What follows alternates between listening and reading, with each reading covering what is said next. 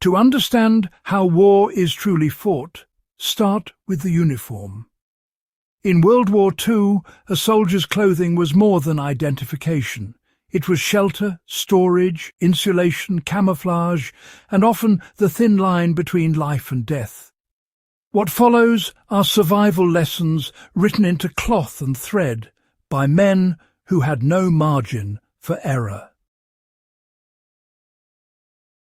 Standard-issue uniforms were designed for mass production, not for the realities of the battlefield.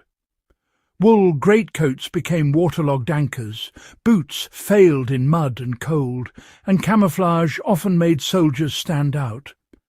Soldiers couldn't wait for better gear. They had to adapt what they had. They learned from each other, sharing tricks and techniques in the trenches. Uniforms became personalized survival systems, evolving with every patch and modification. The story of the World War II uniform is one of dynamic, user-driven adaptation.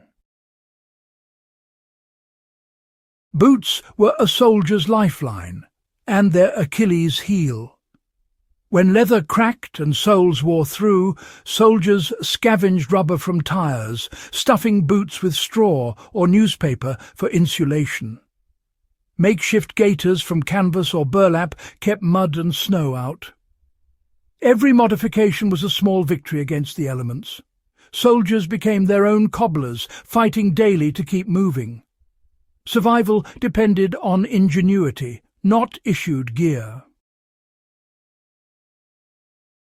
The steel helmet protected against shrapnel, but its flaws were obvious in combat.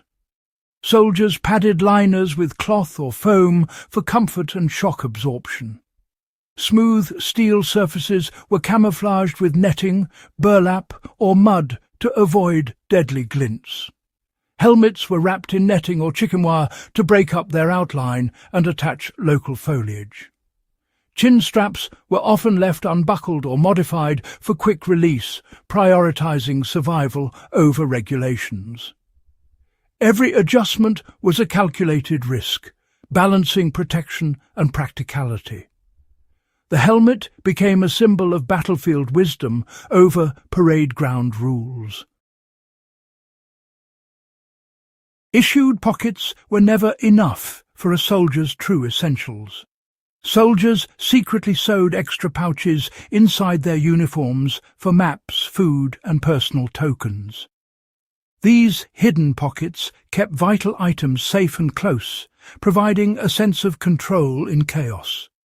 A chocolate bar or a photograph could mean the difference between despair and hope. The hidden pocket was a soldier's private vault, a small act of autonomy in war. Camouflage was primitive, so soldiers improvised. They stained uniforms with tea, smeared mud for texture, and wove fresh vegetation into helmet nets. Solid colours were broken up with stains and dirt to match the terrain.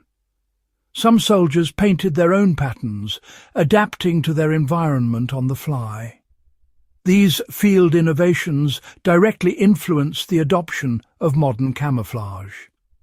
The art of invisibility was learned on the front lines, not in design offices. Survival meant blending in, however possible. In winter, the cold was often deadlier than the enemy. Soldiers lined uniforms with newspaper, straw, or parachute silk for insulation.